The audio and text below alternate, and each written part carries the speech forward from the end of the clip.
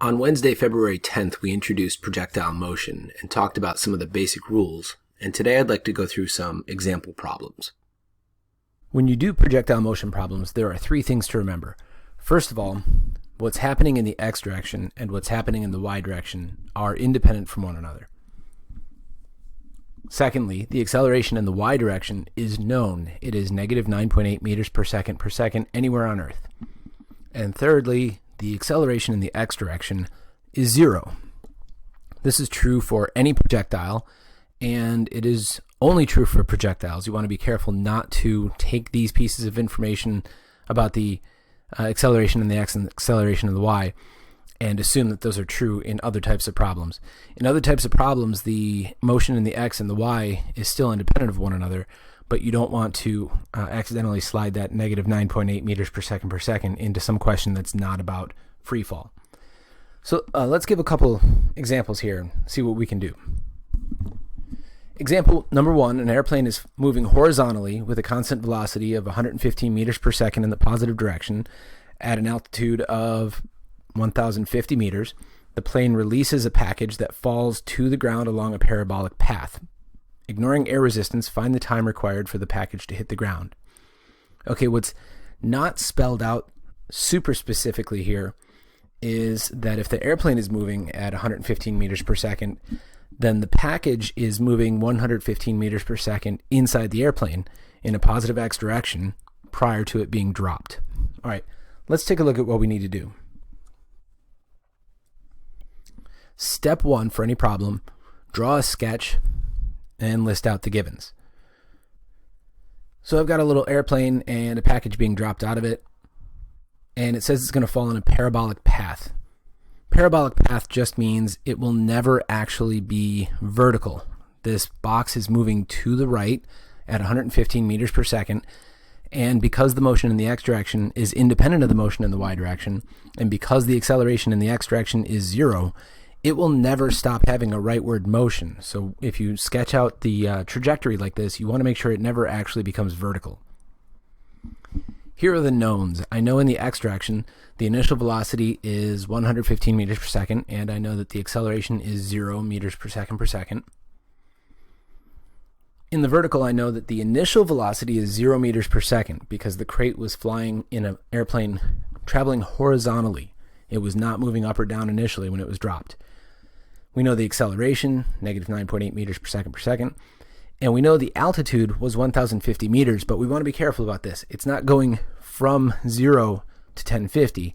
It's going from 1050 to 0, so the change in its position in the y direction is negative 1,050 meters before it hits the ground. Okay, so I want to calculate the amount of time it takes to hit the ground. Do I have enough information to do this? I don't have a whole lot of information in the x direction, but I actually have a good amount in the y direction. I think I could use that equation that does not have v final anywhere in it. So I start out with the equation. I substitute in the numbers that I know. The delta y is negative 1050 meters. The v initial in the y direction is 0. 1/2 acceleration times time squared. I can calculate this, and I get that the amount of time that elapses before the crate hits the ground is 14.6 seconds. Notice all of this calculation happens in the vertical direction. It doesn't matter what's going on in the horizontal direction for this problem. This could have been out of a hot air balloon that had no sideways velocity, and the amount of time it would take to hit the ground wouldn't have mattered. However, for example, number one continued, for the package in the last example, find the velocity just before the package hits the ground. The interesting thing about trying to calculate the velocity is a vector. Looking at that drawing in parabola, it will have both a down component and a rightward component when the package gets to the ground. So I will need to determine the final velocity in the x direction and the final velocity in the y direction and then combine them. The final velocity in the x direction is actually going to be really easy because the acceleration is 0. So that equation x final equals x initial plus a delta t is just a rearrangement of the definition of acceleration, delta v over delta t. The final velocity in the x direction is the same as the initial velocity in the x direction because it experienced no delta v because nothing happened to it in the horizontal direction. So that's pretty easy to do. And notice up in the top right corner here, I just drew in a vector arrow to represent the final velocity in the x direction. Now I'm going to calculate what the final velocity in the y direction was. I'm going to use this equation. This is the one I was just saying I rearranged over on the left. I'm using it here to calculate the y direction final velocity, which was 0 meters per second as the v initial, and then the acceleration and the time I'm plugging in right here. And I'm getting v final in the y direction is 143.46 meters per second, and it's negative, meaning it's pointed down. So I've drawn the arrow pointed downward here. In order to add these two vectors, I need to draw the second vector arrow tail to tip from the first vector arrow. So with displacements, this was really obvious that you would walk a certain amount to the west or the east, and then you would walk from there a certain amount north or south. And so drawing the second arrow from the end of the first arrow made a lot of sense. With velocity, it's not always obvious to people, so I'm emphasizing to you right now that we still do it the same way. My final velocity, the combination of the two, will be from the origin of the first vector arrow to the end of the last vector arrow. This now makes a right triangle, so I can find the magnitude of that using the Pythagorean theorem. And I get 184 meters per second. I get that it is at an angle theta below the positive x-axis, so I've marked theta on my drawing, and I need to calculate for it. I'm going to go with the fact that tangent is equal to opposite over adjacent, and the opposite side is the blue arrow, that's my Vy final, and the adjacent side is the red arrow, that's my V final in the x direction. So my theta comes out to negative 51.2 degrees. So the final velocity of the package, just as it's about to hit the ground, will be that it's traveling at 184 meters per second at an angle 51.2 degrees below the x-axis. All right, let's try example 2. A stunt car is launched from a 30-degree ramp at a speed of 38 meters per second. How long will it be in the air? And when it lands, how far to the right will it be from the end of the ramp? The drawing gives us that the landing area is sponsored by James Madison University, apparently, and is at the same exact height as the end of the ramp. So it's not spelled out in the question, but the drawing is telling me that the total delta y will be 0 by the end of the trip. So the car will go up high and then come back down.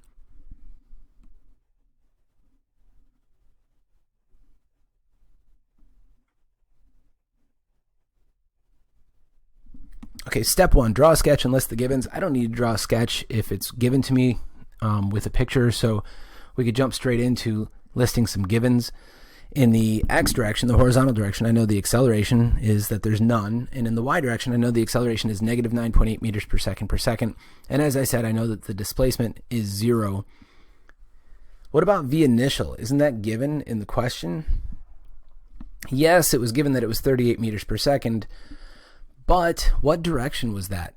The 38 meters per second is up the ramp. It's not in the x direction or in the y direction.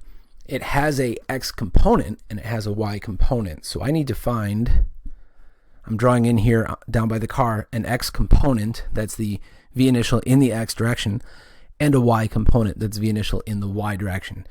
I can't do any math with the 38 meters per second until I have broken it apart into how much of it is in the x direction and how much it is in the y direction. So to find the x component, I'm going to point out that cosine theta is the adjacent over the hypotenuse for any right triangle, and our theta, that is between the hypotenuse and the adjacent there, is the angle that we were given, the 30 degrees. So I can find Vx initial this way. I rearrange it and come up with Vx initial is 32.9 meters per second. I can do the same thing to find Vy initial, except I'm going to have to use sine theta. That's okay. Vy initial is 19 meters per second. And I want to double check before I move on. Are these both positive? Have I lost a negative anywhere? No, one's in the positive x direction, one's in the positive y direction, so I'm in good shape. And I can go to start listing these in my givens.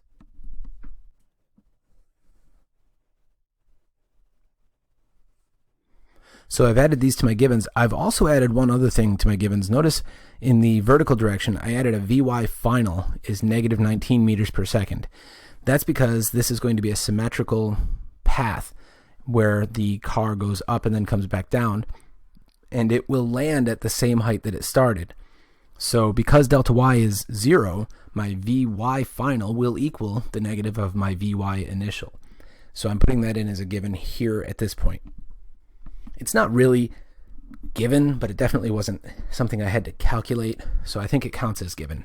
If you say, I know this because of the symmetry of the problem. All right, now I can calculate the amount of time that it's in the air, and I can calculate how far it goes in the x direction, and I just have to make sure that I keep what's going on in the x direction separate from what's going on in the y direction. Okay, the acceleration in the y direction is known, and the change in velocity in the y direction I can determine from v final minus v initial. So from that I can determine how much time it's in the air. Delta t will be equal to v final in the y direction minus v initial in the y direction divided by the acceleration in the y direction. So if I'm careful with my negative 19 meters per second, v final in the y direction, minus 19 meters per second, which was v initial, divided by negative 9.8 meters per second, I get that the delta t is 3.9 seconds. If you drop a negative in this math, you are likely to come up with delta t equals 0, and you know that that's not the answer you want. So if you come up with a 0 and you know that that doesn't make sense for the question, go back and double check to see if you've dropped a negative somewhere. That's frequently what's happened. Now that I know 3.9 seconds is how long it's going to be in the air, that's the one piece of information that can go from the y to the x. I said we have to keep what's going on in the x and y separate, but the amount of time it's in the air is the one thing that ties the two dimensions together. So now I can say the velocity in the x direction is delta x over delta t. The velocity in the x direction is just the initial velocity stays the same the whole time. So I can treat it like it's an average velocity. Here it is. And I can take the 3.9 seconds that I found on the vertical part of my calculations here, and I can plug it into the horizontal and say it spends 3.9 seconds going up and then back down to the landing area. While it's doing that, it's also going sideways 32.9 meters each of those 3.9 seconds for a total of 128 meters to the right. That connection that I've drawn right there, the 3.9 seconds, I mentioned this in the lecture video. That's a big part of projectile problems, is being asked to calculate something in either the x or the y, and you don't have enough information to do it in the x or the y until after you solve for time in the other dimension. So you'll have to solve for time in the y and then plug it into the x, or vice versa. And usually you're not told that. You know to do that because you're taking physics. Okay, example number 3. How far away will a cannonball land? And notice land is in quotes there because it's not going to hit land. It's going to hit water or possibly a pirate ship, according to this drawing. If the cannonball is fired 195.2 meters per second from the top of this 32-meter tall cliff, and the cannonball is angled upwards at 21.1 degrees. So just like the last problem, I'm given the initial velocity, 195.2 meters per second, but I can't use that in my calculations in the horizontal or in the vertical. So the first thing I'm going to want to do is determine how much of that 195.2 meters per second is in the x direction. According to this, 182.1 meters per second of it. And how much of it is in the y direction? 70.3 meters per second. This is a really good idea to sketch the v initial on the drawing, but you have to remember that the v initial direction is not the direction that the object will continue moving in. The object will travel in an arc, and v initial just points out at some initial direction. The value of drawing v initial at that angle is to help you make the right triangle to calculate what I just did here. Okay, we're now to the point where we can list the givens. My givens in the horizontal direction are that there's no acceleration because it's a projectile, and the v initial is 182.1 meters per second, which is the average velocity and final velocity in the x direction too, because there's no acceleration. So the x direction is usually the easiest direction for the math for projectiles. There's not a whole lot going on. In the vertical direction, I know the acceleration because it's a projectile. I know v initial in the y direction because we just calculated it with some trigonometry. And I know that it starts at the top of this cliff and then splashes down into the water 32 meters below. I just don't know how far away from the cliff it'll be. So delta y is negative 32 meters. I need to determine how much time. No, I'm sorry. I need to determine how far away it is. So I need to calculate how far away it is in the x direction. It seems like it's pretty easy, right? I could just say the velocity in the x direction equals the displacement divided by the time. Like I just said a few seconds ago, what's going on in the x direction is really straightforward most of the time. I could just say delta x equals the velocity in the x direction, 182.1 meters per second, times delta t. But I don't know delta t. So this is what I was talking about when I say you're going to have to calculate delta t in the y direction and then plug it back in on the horizontal side to determine how far the cannonball went in the x direction. So I go over to the y and I say I know the acceleration, v initial, delta y. I don't know delta t. I could use that equation with the 1/2 at squared. There's nothing wrong with using that equation here, but it turns out that if I do that, I would be using the quadratic formula to find t in this particular problem. Sometimes that's the case, especially when there's a v initial. I could do that, or I could do it a different way that I'm about to show here, which avoids using the quadratic but involves more steps. So what I'll do is I'll say I'm going to use the time-independent equation. I know acceleration and vy initial and delta y. I don't know vy final, but I could find it this way. I wasn't asked for vy final, but once I determine vy final, which is plus or minus 72.5 meters per second, I know it's got to be pointed downward, so it's a negative 72.5 meters per second. I'm pointing out that it's a plus or minus because that's what happens when you take a square root. So this is where your negative comes from, is when you take the square root, it's probably on your calculator, it'll say 72.5 meters per second. And you need to know, oh, v final is going to be pointed downward, so it's a negative. Once I know that, I can then determine acceleration equals delta v over delta t. Therefore, delta t equals delta v over acceleration. And I can plug in the v final I just found minus the v initial I had found earlier, divided by the acceleration due to gravity. And I get, without the quadratic formula, that the amount of time this cannonball is in the air is 14.6 seconds. And so now that I've calculated delta t to be 14.6 seconds, I'm going to take that over to the left side of this slide and I'm going to substitute it in place of those three question marks. Delta x is then 182.1 meters per second times 14.6 seconds, so 2,653 meters, which may seem like a lot, but that's pretty realistic. Cannons can fire things pretty far. I should mention that if you fire something fast enough, it will go far enough in the x direction that the curvature of the earth would matter. We're not going to do that types of problem, but I do want to mention that that sort of thing does exist. For the most part, we'll deal with smaller numbers so that things aren't traveling kilometers per second. All right, let's do a fourth example here, and I think this will be our last one for today. So a golf ball is resting on the ground.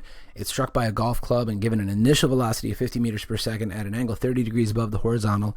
Before I even read the rest of the problem, I know I'm going to have to break that 50 meters per second into an x and y component. The ball travels toward a fence which is 12 meters high, and it's located at the end of the golf course. The fence is 200 meters away. This is a lot of information. I'm going to need to draw this to make it make sense to me. Okay. Neglect any air resistance that may be acting on the ball. Calculate the amount of time it takes the ball to reach the plane of the fence.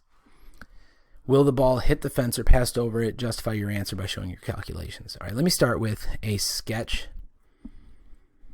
and listing the givens. There's my 50 meters per second at a 30 degree up angle. I've drawn in the Vx initial and Vy initial components that I'm going to calculate. And I've got my 200 meters delta x and my 12 meter tall fence delta y. In the horizontal direction, I initially know the velocity x initial is v initial cosine theta, so 43.3 meters per second. The acceleration in the x direction, it's a projectile, so after it's been hit, it has 0 acceleration, and then how far it's going is 200 meters. In the vertical direction, we have that the v initial is vi sine theta, so 25 meters per second, and the acceleration is negative 9.8 meters per second. And they want to know how much time it's going to take to hit the fence. Okay, well, I know that the velocity in the x direction is equal to the displacement in the x direction divided by time, and I already know the velocity in the x direction and the displacement in the x direction. So I should be able to calculate the time by rearranging this and saying it's traveling 200 meters divided by 43.3 meters per second, so 4.6 seconds. That seems pretty straightforward, not too bad. The second part of the question was, is it going to clear the fence that's 12 meters tall at the other end of the golf course here? So let's take a look. What I really want to calculate is when it is 200 meters out at 4.6 seconds after it leaves the golf club, how high up is the ball? And that'll tell me whether it actually goes over the fence or not. So I can do this. The delta y equals vy initial delta t plus 1/2 at squared. This equation is really, really useful in a lot of circumstances. I don't want you to be scared away from it just because I said it sometimes requires the quadratic. It only requires the quadratic when you're calculating delta t, and even then only sometimes finding delta t. If you have delta t and you're using it to find anything else, then you're not going to use the quadratic, and it's pretty straightforward. Delta y is the vy initial, 25 meters per second, times the time we just calculated, 4.6 seconds, plus 1/2 times negative 9.8 meters per second, times 4.6 seconds squared. We're going to be really careful with all of our math here. Make sure we square what we're supposed to and keep the negative where it's supposed to be. And I don't know why that line is in there twice. That's funny. But I calculate that delta y is 11.3 meters, meaning that the golf ball will be 11.3 meters above the ground at 4.6 seconds after it's been hit, which is when it's 200 meters away in the x direction from where it's been hit. So the answer is no, it doesn't make it over the 12-meter tall fence. It is only at 11.3 meters high. It hits the fence.